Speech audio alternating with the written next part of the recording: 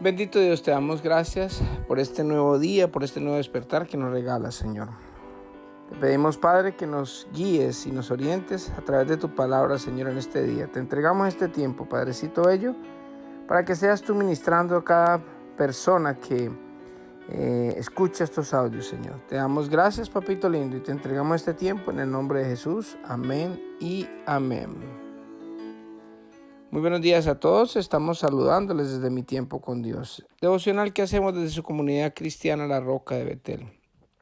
Empezamos a leer el Evangelio de Juan y hoy vamos a leer el capítulo número 2. La boda de Caná. Al día siguiente se celebró una boda en la aldea de Caná de Galilea. La madre de Jesús estaba presente y también fueron invitados a la fiesta Jesús y sus discípulos. Durante la celebración se acabó el vino. Entonces la madre de Jesús le dijo: se quedaron sin vino. Apreciada mujer, ese no es nuestro problema, respondió Jesús. Todavía no ha llegado mi momento. Sin embargo, su madre les dijo a los sirvientes: hagan lo que él les diga. Cerca de allí había 6 tinajas de piedra que se usaban para el lavado ceremonial de los judíos. Cada tinaja tenía una capacidad de entre 75 a 113 litros. Jesús les dijo a los sirvientes: llenen las tinajas con agua. Una vez que las tinajas estuvieron llenas, les dijo: ahora saquen un poco y llévenselo al maestro de ceremonias. Así que los sirvientes siguieron sus indicaciones. Cuando el maestro de ceremonias probó el agua, que ahora era vino, sin saber de dónde provenía, aunque por supuesto los sirvientes sí lo sabían, mandó a llamar al novio. Un anfitrión siempre sirve el mejor vino primero, le dijo, y una vez que todos han bebido bastante, comienza a ofrecer el vino más barato. Pero tú has guardado el mejor vino hasta ahora. Esta señal milagrosa en Caná de Galilea marcó la primera vez que Jesús reveló su gloria y sus discípulos creyeron en él. Después de la boda, se fue unos días a Capernaum con su madre, sus hermanos y sus discípulos. Jesús despeja el templo. Se acercaba la fecha de la celebración de la Pascua judía, así que Jesús fue a Jerusalén.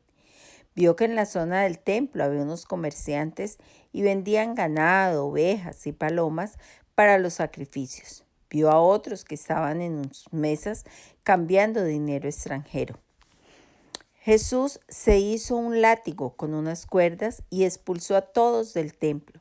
Echó las ovejas y el ganado, arrojó por el suelo las monedas de los cambistas y les volteó las mesas. Luego se dirigió a los que vendían palomas y les dijo: saquen todas estas cosas de aquí, dejen de convertir la casa de mi padre en un mercado.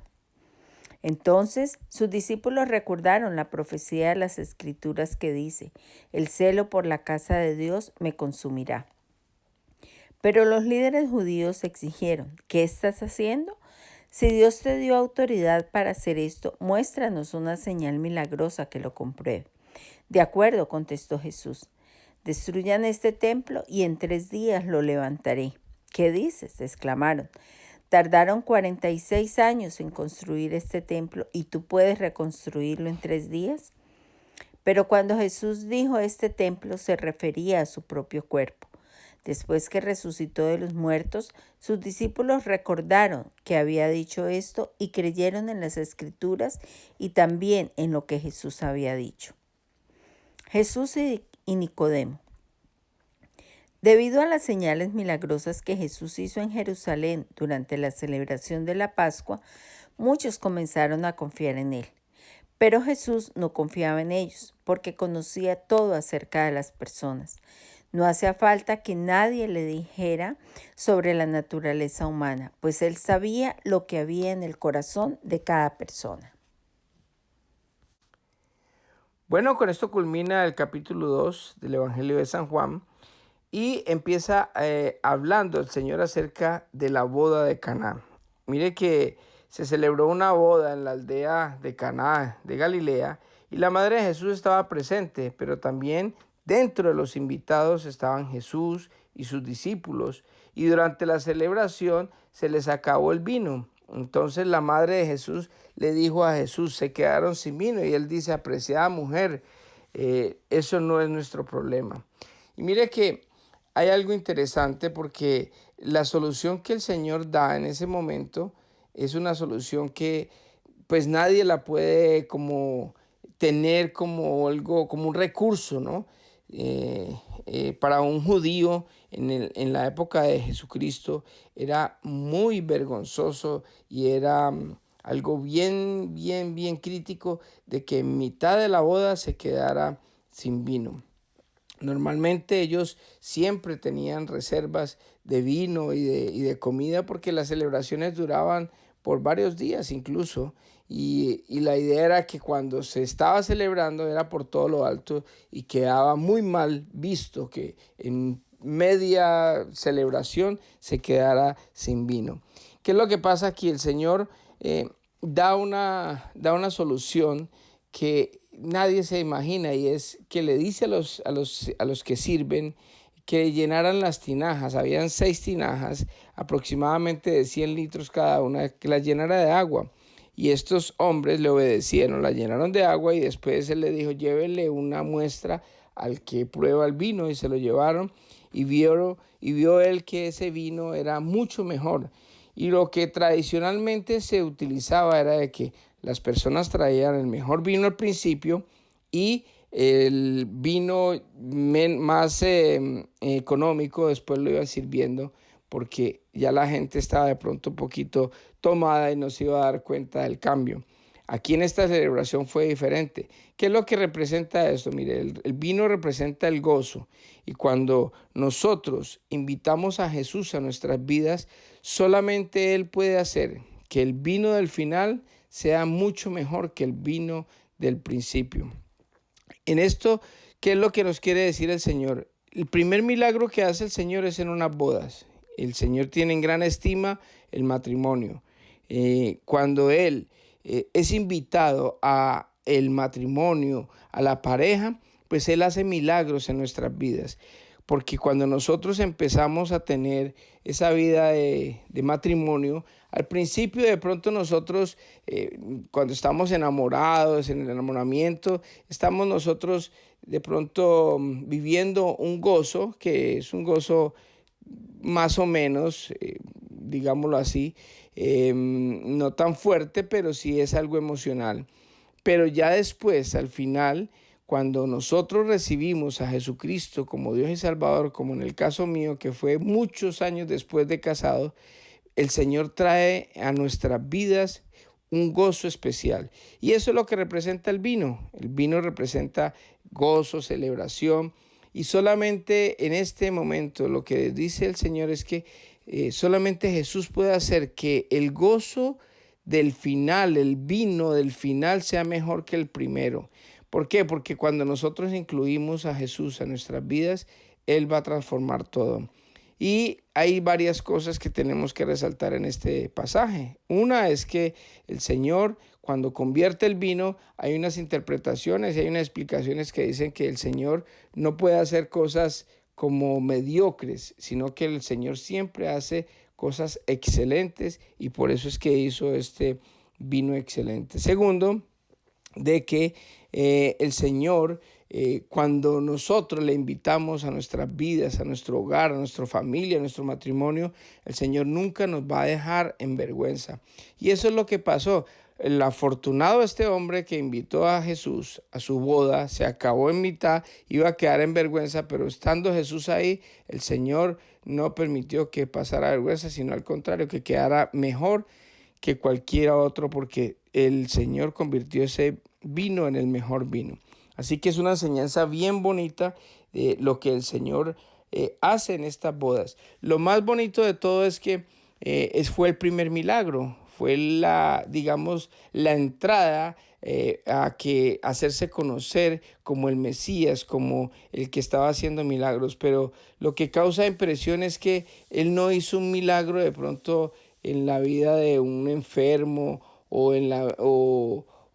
de pronto sacando un demonio o haciendo cualquier otra cosa, lo más impresionante es que lo hizo en unas bodas, en un matrimonio. Por eso el Señor empieza su ministerio con unas bodas, con un matrimonio, y también lo va a terminar cuando estemos en las bodas del Cordero, en la nube con Él. Así que el Señor tiene gran estima al matrimonio. Por eso cada persona que se casa e invita a Jesús a su vida, a su matrimonio, a su familia, va a obtener los beneficios que esta pareja obtuvo. No solamente el tener el gozo, sino el respaldo de Dios y saber de que Dios, el Señor, nunca nos va a dejar avergonzados, sino que por el contrario, las cosas van a ir aumentando cada vez a mejor en la vida de las personas que han recibido. Muchos podemos dar testimonio de eso porque estamos viviendo esa etapa mejor hoy que mucho antes. Hoy yo puedo dar testimonio de que llevo ya 32 años, vamos a cumplir ya 33 años de casados con mi esposa, y en el caso mío personalmente, yo estoy disfrutando el mejor tiempo con mi esposa porque hoy la amo más, hoy la quiero más, disfruto más de mi vida de matrimonio, mucho más que hace 32 años o 33 años que nos casamos, porque solo Dios, solo Jesús puede hacer que el vino del final sea mejor que el del principio. Si usted no le ha invitado al Señor a su vida, a su matrimonio, invítelo. De verdad que es lo mejor que podemos hacer en la vida. Es algo maravilloso que el Señor tiene para cada uno de nosotros. Después el Señor en este capítulo se pega un salto hacia, digamos, hacia el final de la historia, y dice que el Señor Jesús despeja el templo y estaban en la celebración de la Pascua judía, y esto es bien interesante tener en cuenta porque la Pascua era una celebración que el Señor había instaurado, pero Juan la pone como una Pascua judía, o sea que ya se había perdido como el sentido de lo que es verdaderamente la Pascua, y ya se había convertido en una tradición judía, como ya no era la celebración de Dios, sino la celebración judía.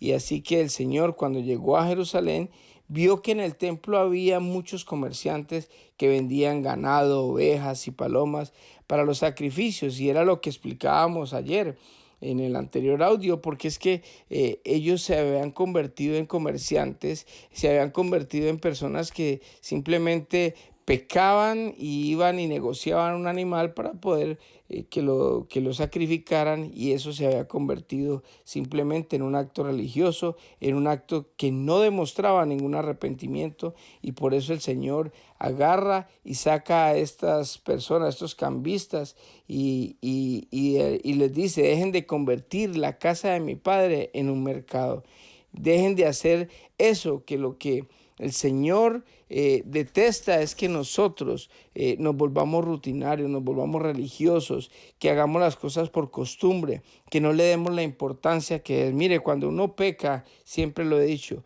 cuando uno verdaderamente tiene el Espíritu Santo, uno se arrepiente, le da vergüenza, baja la cabeza, no es capaz de mirar a los ojos a nadie, porque siente que ha pecado. Y eso es lo que el Señor quiere, que nosotros empecemos a tener ese sentido de poder decir: hombre, me arrepiento porque he pecado, porque he cometido un error. Así que el Señor tira a toda esta gente, y básicamente los judíos, los religiosos, empezaron a decirle, los fariseos, que con qué autoridad le daba eso, que le hiciera un milagro, que hiciera algo para que demostrarle la autoridad a ellos.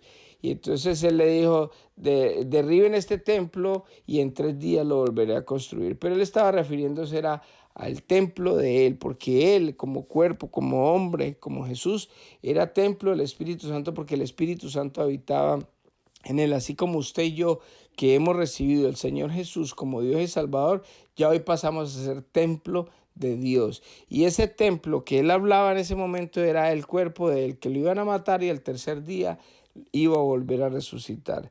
Después empieza la charla con uno de los hombres digamos, de los fariseos, de los escribas, que fue a visitarlo, Jesús y Nicodemo. Pero pues en el próximo capítulo vamos a leer un poquito más de fondo más profundo lo que este hombre tiene con el Señor Jesús. Y así que dejemos por el día de hoy, vamos a orar, vamos a pedirle al Señor que verdaderamente entre en nuestras vidas, que así como estas bodas y como estos hombres, este matrimonio tuvo la bendición de poder invitar a Jesús, que invitemos a Jesús si no lo has hecho, y que el Señor pueda darnos a beber ese mejor vino hoy que el del principio en nuestro matrimonio, con nuestros hijos, en nuestras vidas en general. Así que oremos.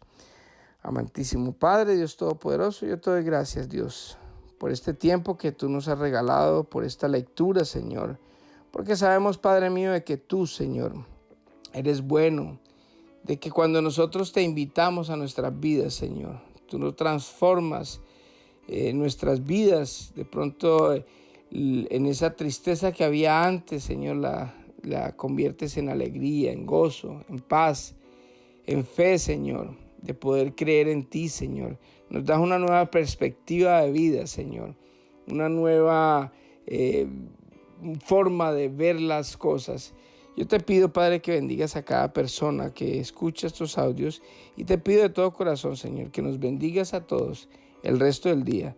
Te doy gracias, papito lindo, y quedamos en tus manos. En el nombre de Jesús, amén y amén. Que Dios les bendiga a todos y que tengan un hermoso día.